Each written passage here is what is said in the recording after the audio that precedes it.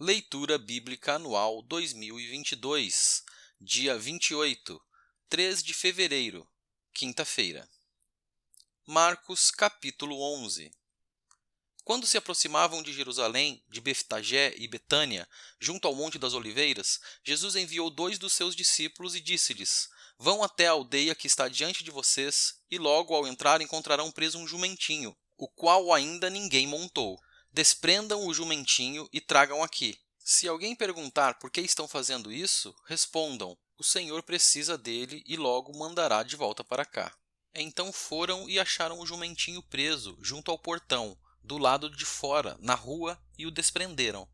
Alguns dos que ali estavam reclamaram: O que estão fazendo, soltando o jumentinho? Eles, porém, responderam conforme as instruções de Jesus. Então os deixaram ir. Levaram o jumentinho a Jesus, puseram as suas capas sobre o animal e Jesus montou nele. Muitos estenderam as suas capas no caminho, e outros espalharam ramos que tinham cortado nos campos. Tanto os que iam adiante dele, como os que o seguiam, clamavam: Hosana, bendito o que vem em nome do Senhor, bendito o reino que vem, o reino de Davi, nosso pai. Hosana nas maiores alturas. E Jesus entrou em Jerusalém, no templo.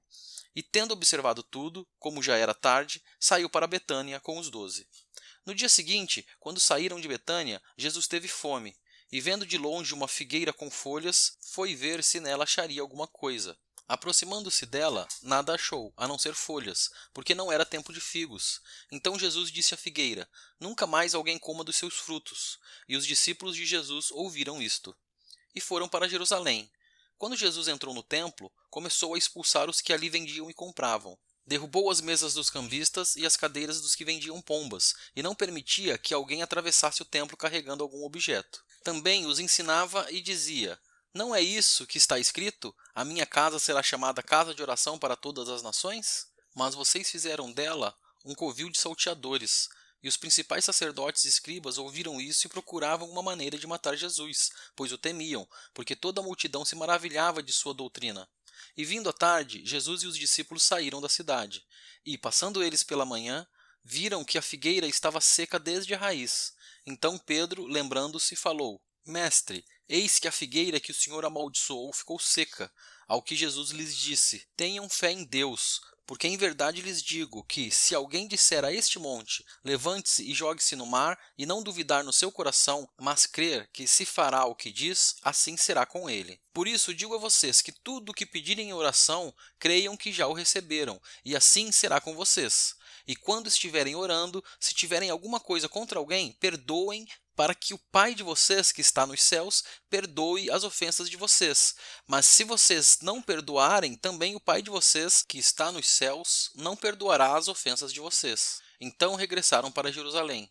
E enquanto Jesus andava pelo templo, os principais sacerdotes, os escribas e os anciãos vieram ao seu encontro e lhe perguntaram: Com que autoridade você faz estas coisas?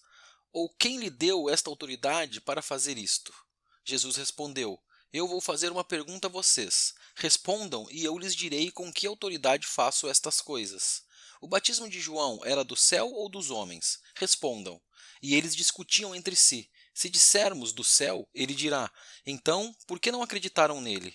Se, porém, dissermos dos homens, é de temer o povo, porque todos pensavam que João era realmente um profeta. Então responderam a Jesus: Não sabemos. E Jesus, por sua vez, lhes disse: Então eu também não lhes digo com que autoridade faço estas coisas. João, capítulo 12. 6 dias antes da Páscoa, Jesus foi para Betânia, onde estava Lázaro, a quem ele tinha ressuscitado dentre os mortos. Prepararam-lhe ali uma ceia. Marta servia e Lázaro era um dos que estavam à mesa com Jesus. Então Maria, pegando um frasco de perfume de nardo puro, muito precioso, ungiu os pés de Jesus e os enxugou com os seus cabelos.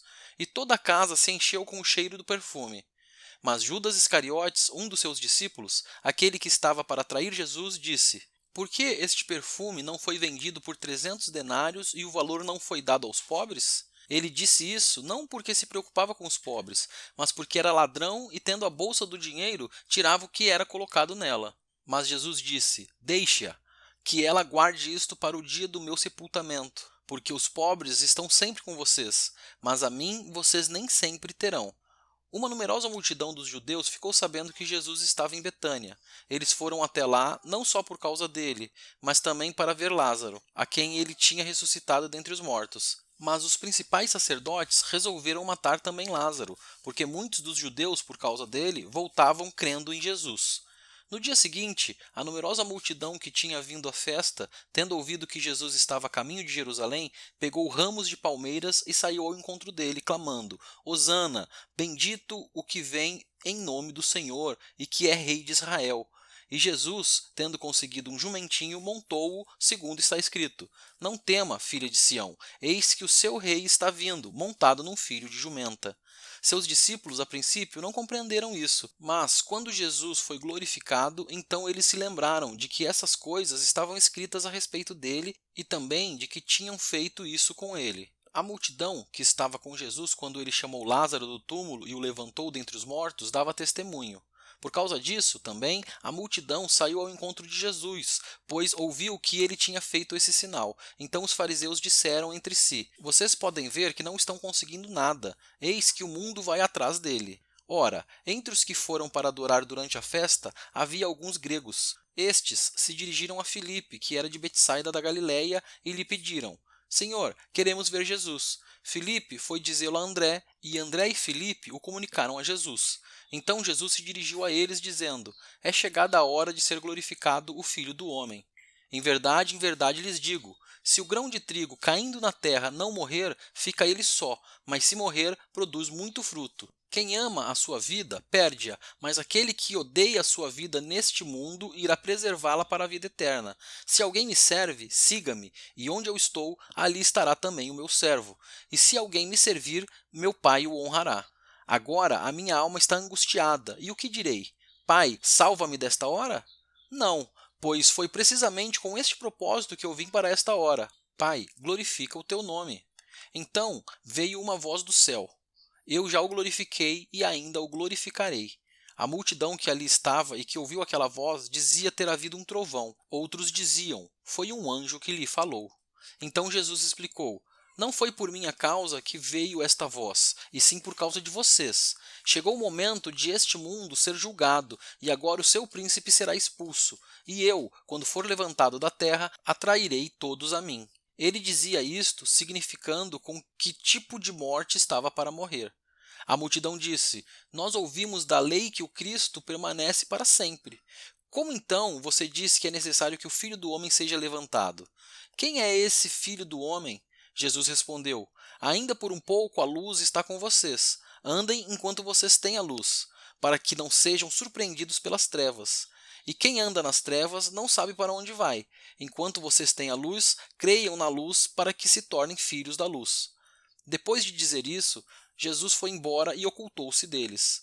E, embora tivesse feito tantos sinais na presença deles, não creram nele, para se cumprir a palavra do profeta Isaías que diz: Senhor, quem creu em nossa pregação? E a quem foi revelado o braço do Senhor?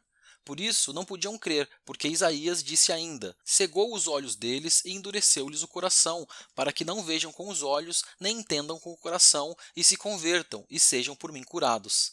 Isaías disse isso porque viu a glória dele e falou a respeito dele. No entanto, muitos dentre as próprias autoridades creram em Jesus, mas, por causa dos fariseus, não o confessavam, para não serem expulsos da sinagoga, porque amaram mais a glória dos homens do que a glória de Deus. E Jesus clamou, dizendo: Quem crê em mim, crê não em mim, mas naquele que me enviou. E quem vê a mim, vê aquele que me enviou. Eu vim como luz para o mundo, a fim de que todo aquele que crê em mim não permaneça nas trevas. Se alguém ouvir as minhas palavras e não as guardar, eu não o julgo, porque eu não vim para julgar o mundo, e sim para salvá-lo. Quem me rejeita e não recebe as minhas palavras, tem quem o julgue. A própria palavra que falei, essa o julgará no último dia. Porque eu não falei por mim mesmo, mas o Pai que me enviou, esse me ordenou o que dizer e o que anunciar. E sei que o seu mandamento é a vida eterna. Portanto, as coisas que eu digo, digo exatamente assim, como o Pai me falou.